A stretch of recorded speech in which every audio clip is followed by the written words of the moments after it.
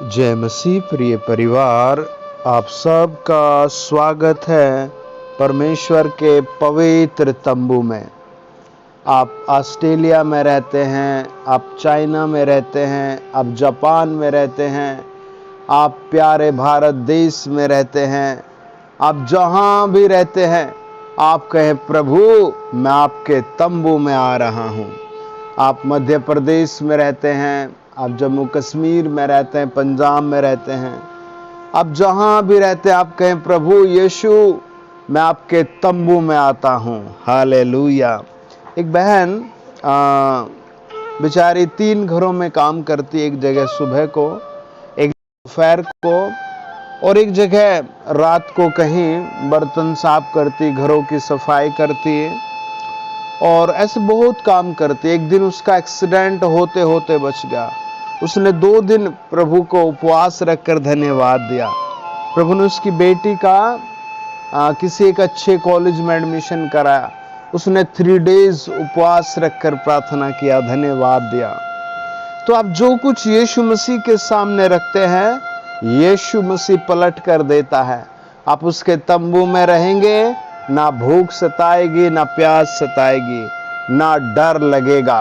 आज हम वचन में पढ़ेंगे, सीखेंगे, समझेंगे और आशीषित होंगे। आप सब कहें मैं आशीषित हूँ, मैं इस दुनिया में सबसे ज्यादा आशीषित हूँ, मैं प्रभु यीशु के लहू में सुरक्षित हूँ। आमीन।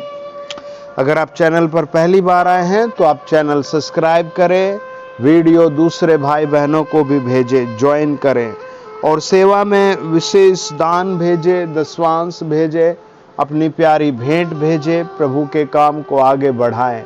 और आप जो भी कुछ परमेश्वर को देंगे आज, वो प्रभु आपको 20 गुना, 30 गुना, 100 गुना करके देंगे। आप उसके वचनों पर विश्वास करें। सब कहें आमीन, सब कहें हालेलुया, सब कहें प्रभु यीशु की जय हो। वचन बताता है, मेरे साथ आप पढ़ें उत्पत्ति 32 अध्याय 9 वचन। लिखा है, याकूब ने कहा, हे यहोवा, हे मेरे दादा अब्राहम के परमेश्वर, हे मेरे पिता इसहाक के परमेश्वर, तूने तो मुझसे कहा था कि अपने देश और अपनी जन्मभूमि में लौट जा। मैं तेरी भलाई करूंगा। ये बात याकूब रिपीट कर रहा है। किसी जमाने में प्रभु यीशु ने उससे कही है, सर्वशक्तिमान ने उससे ये बात कही है और आज इस बात को वो सर्वशक्तिमान के सम्मुख अपने भाई के डर के मारे कह रहा है। उसका भाई उससे मिलने आ रहा था और वो बहुत डरा हुआ है। और जब लोगों ने बताया कि वो बहुत बड़ी भीड़ लेकर तुझसे मिलने आ रहा है, तब वो बहुत डर गया, बहुत डर गया, बहुत डर गया, बहुत ज़्यादा डर गया, बहुत ज़्यादा डर गया। एक बहुत अच्छे सेवक भाई थे और एक बार वो एक जगह प्रचार कर रहे थे, तो 3-4 लोगों ने उससे कहा, भाई तुम्हें यहाँ प्रभु यीशु के बारे में नहीं बताना, वरना तुम्हें मार दिया जाएगा और तुम्हारे छोटे छोटे बच्चे क्या होगा उनका, तुम्हारी पत्नी का क्या होगा। तो ये बात उसके दिल पर लग गई और वो घर गया और उसने खाना भी नहीं खा। पत्नी से कहा, मन नहीं है, मैं बाहर से कुछ खा कर आया हूँ। और रात भर कैंडल जलाकर बाइबल खोल कर बैठा रहा। प्रभु मुझसे बहुत बड़ी गलती हो गई, कुछ ना कुछ मुझसे बहुत बड़ी गलती हुई है, मैंने तो अपनी पुरानी नौकरी भी छोड़ दी और अब क्या होगा। और वो इसी सोच में और इसी डर में तड़पता रहा। लगभग 8 दिन बाद वो उसी जगह पर चला गया। हालांकि वहां जाना नहीं चाहता था। जो आसपास के लोग थे, 5-6 बिलीवर, उन्होंने बहुत खुश होकर उसका वेलकम किया और थोड़ी बहुत ही चाय दी, लेकिन उसने कांपते हुए डर के मारे नहीं पी और थोड़ा सा लिया और फिर चला गया। और लगभग फिर वो 2 महीने बाद आया और देखा जो लोग उसको धमका रहे थे, जो लोग उसको चुनौती दे रहे थे, वो खुद प्रभु यीशु की ढपली बजा रहे थे। और उसने कहा, ये कैसे हुआ? उसने कहा, भाई मैं बहुत समस्या में आ गया था, और फिर मैं बस मेरे लिए प्रार्थना हुई, मेरा जीवन बदल गया। मुझे एहसास हो गया पापों की क्षमा केवल प्रभु यीशु मसीह के पास है। और वो फिर प्रभु के सामने उपवास रखे, प्रार्थना करे, प्रभु मैं डर गया था, प्रभु मुझे माफ कर दे। तो आज याकूब भी बहुत डरा हुआ है। आप भी किसी न किसी चीज से डर गए होंगे, है ना? लेकिन आज प्रभु आपसे एक बात कहता है, सुनिए और समझिए। अब ये बात प्रभु ने उसे कब कही थी? जब हम उत्पत्ति की किताब मेरे साथ आप पढ़ें, उत्पत्ति की किताब 32 अध्याय 11 वचन। वो कहता है, मेरी विनती सुनकर मुझे मेरे भाई एसाव के हाथ से बचा।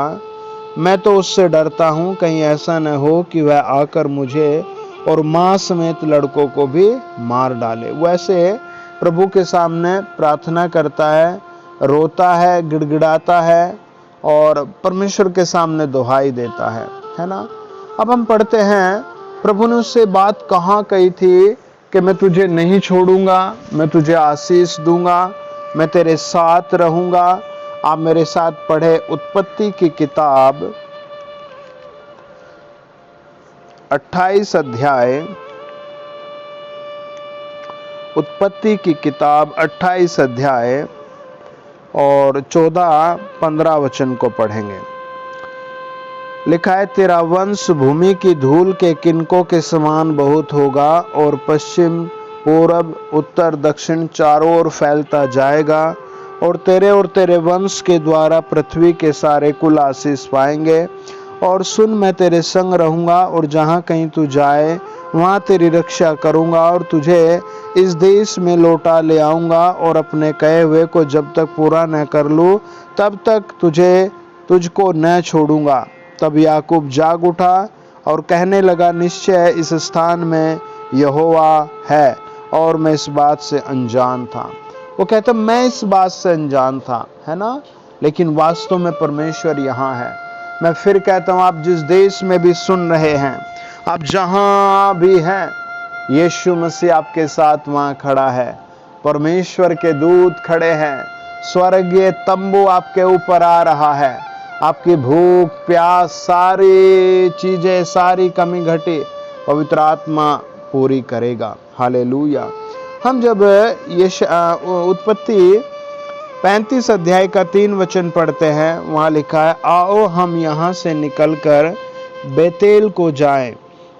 वहां मैं परमेश्वर के लिए एक वेदी बनाऊंगा जिसने संकट के दिन मेरी सुन ले और जिस मार्ग से मैं चलता था उसमें मेरे संग रहा।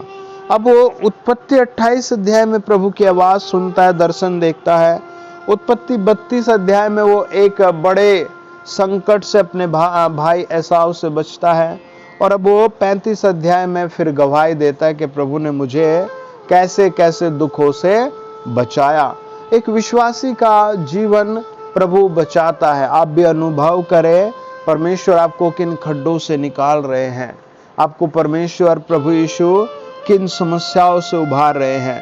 निर्गमन 14 अध्याय 10 वचन कहता है, फिरौन निकट आया तब इजराइलियों ने आंखें उठाकर क्या देखा कि मिस्री हमारा पीछा किए चले आ रहे हैं और इजरायली अत्यंत डर गए और चिल्लाकर यहोवा की दुहाई दी, है ना? फिर हम पढ़ते हैं भजन संहिता 18 में 4 में, मृत्यु की रस्सियां मेरे चारों ओर घिर गई और मैं अधर्म की बाढ़ ने मुझको भयभीत कर दिया।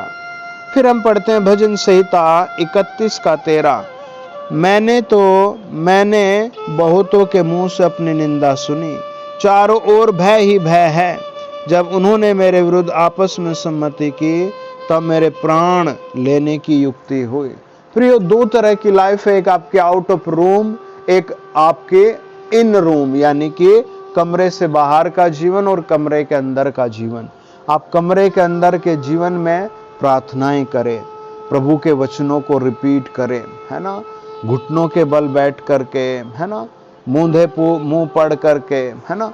मतलब परमेश्वर को बहुत पुकारें, परमेश्वर से बातें करें, है ना? हम पढ़ते हैं भजन संहिता 61 के 2 में, मोर्चा खाते समय मैं पृथ्वी की छोर से भी तुझे पुकारूंगा, जो चट्टान मेरे लिए ऊंची है उस पर मुझको ले चल। ये प्रार्थना है, भजनकार भजन 61:2 में ये प्रार्थना करता है, प्रभु मोर्चा खाते समय मैं पृथ्वी की छोर से भी तुझे पुकारूंगा, है ना। It is so much easy, ये तो बहुत आसान है ना। आप प्रार्थना कर सकते हैं, आप बहुत प्रार्थना कर सकते हैं, आप बहुत प्रार्थना कर सकते हैं। ये एक बहुत पुरानी गवाही है कि एक प्रभु के बहुत अच्छे दास थे, 18वीं सदी के आसपास की बात है। तो वो प्रार्थना कर रहे थे, प्रभु मैं रिजेक्टेड पीस हूँ इस दुनिया में, मेरा कोई भी काम सफल नहीं होता, मैं क्या करूं। और एक दिन प्रभु ने उनको सौंपन दिया कि तू यहाँ से उठ और उस जगह पर जाकर भाई बहनों के लिए प्रार्थना कर, वो बहुत दुखों में है। तो उसने सुबह उठा और थोड़ा सा अपना सौंपन देखा और फिर कहा ऐसे हो जाता है सौंपन। फिर उसको दूसरे दिन, फिर तीसरे दिन, फिर चौथे दिन और फिर 6 दिन हो गए, तो वो रात को सोया नहीं। उसने कहा प्रभु क्या ये सौंपन आप भेज रहे हैं, क्या आप चाहते हैं मैं कहीं जाकर आपके बारे में बताऊं। और उसे प्रभु ने कोई वचन दिया और उसने वो चला गया और लोगों ने उसका कोई वेलकम नहीं किया और उसको कोई इज्जत भी नहीं दी। और वो ऐसे एक पेड़ के नीचे बैठा, चारों तरफ कुछ खड़ा किया और जैसे बाड़ा बांध लेते हैं और कहा प्रभु मैं चाहता हूं कि लोग यहाँ आए और आराधना करें। तो वहाँ एक बहुत बड़ा तांत्रिक कोई था जो बहुत ही चीज़ों को अपनी शक्तियों से रोक देता था। बताते हैं कि वहाँ साफ पानी का नल भी उसने अपनी शक्तियों से लगने नहीं दिया था। और जो वहाँ पर कुछ और अच्छे स्कूल और कुछ अच्छी फैक्ट्री लगना चाहती थी, वो भी उसने अपनी शक्तियों से हटा दी थी। तो वो जब उसको ये सारी बातें पता लगी, वो तो कांप उठा और उस बाड़े में वो गिर गया। उसने कहा प्रभु मैं तो पहले रिजेक्टेड पीस हूँ, मेरा कोई आदर नहीं करता, कोई प्रेम नहीं करता, आप मुझे यहाँ और ले आए। और वो प्रार्थना करता रहा, प्रभु मैं क्या करूँ, मैं तो फंस गया। और उसने सोचा मैं यहाँ से निकल जाता हूँ, भाग जाता हूँ। तभी एक बहन उसके पास आई अपने पति के साथ। उसने कहा भाई आप क्या करते हैं। उसने बताया मैं प्रभु यीशु के नाम में आपके लिए दुआ करने आया हूँ। उसने कहा हमें भी बताइए। तो उसने प्रभु यीशु के बारे में उन्हें बताया और उन्होंने प्रभु को ग्रहण किया। और फिर वो रात को प्रार्थना करता, दिन में प्रार्थना करता। और बताते हैं प्रभु ने उस गांव के प्रत्येक जन का उद्धार किया और प्रत्येक जन यीशु मसीह के पीछे आया। और जो गांव उजाड़ था, पानी नहीं था, कुछ भी नहीं था, वो बहुत मुस्कुराता हुआ गांव बना। तो वचन बताता है कि हमें मोर्चा खाते हुए भी प्रार्थना करना है ना। भजन 107:6 में लिखा है तब उन्होंने संकट में यहोवा की दुहाई दी और उसने उनको सकेती से छुड़ाया। यशायाह की पुस्तक 28:26 वचन कहता है उसका परमेश्वर उसको ठीक ठीक काम करना सिखलाता और बतलाता है ना। परमेश्वर कैसा परमेश्वर है, ठीक ठीक काम करना और बतलाना जानता है। आप भी कहें प्रभु मेरे द्वारा ठीक ठीक काम कराइए। हे स्वामी मैं अपने सारे अधर्म छोड़कर तेरे पीछे आया हूँ, जहां तू रहता है मुझे वहां तक ले जाइए, है ना। यूहन्ना की पुस्तक कहती है 16:33 वचन मैंने ये बातें तुमसे इसलिए कही है कि तुम्हें मुझ में शांति मिले। संसार में तुम्हें क्लेश होता है परंतु ढांढस बांधो, मैंने संसार को जीत लिया है। Don't worry my dear friend, प्रभु यीशु आपको जिताएंगे, प्रभु यीशु आपको जयवंत करेंगे। प्रेरितों का काम 14:22 वचन कहता है चेलों के मन को स्थिर करते रहे और ये उपदेश देते थे कि विश्वास में बने रहो। और यह कहते थे कि हमें बड़े क्लेश उठाकर परमेश्वर के राज्य में प्रवेश करना होगा। कहाँ प्रवेश करना होगा? परमेश्वर के राज्य में प्रवेश करना होगा। हालेलुया। आप भी कहें मुझे परमेश्वर के राज्य में जाना है। मत्ती रचित सुसमाचार कहता है 10:16 वचन देखो मैंने तुम्हें भेड़ों के समान भेड़ियों के बीच में भेजता हूँ, इसलिए सांपों के समान बुद्धिमान और कबूतरों के समान भोले बनो। Praise the Lord, hallelujah. उत्पत्ति 32 और उसका 1 वचन कहता है याकूब ने भी अपना मार्ग लिया और परमेश्वर के दूत उसे आ मिले। आज आप भी जो मार्ग लेंगे प्रभु के दूत आपके साथ आ जाएंगे।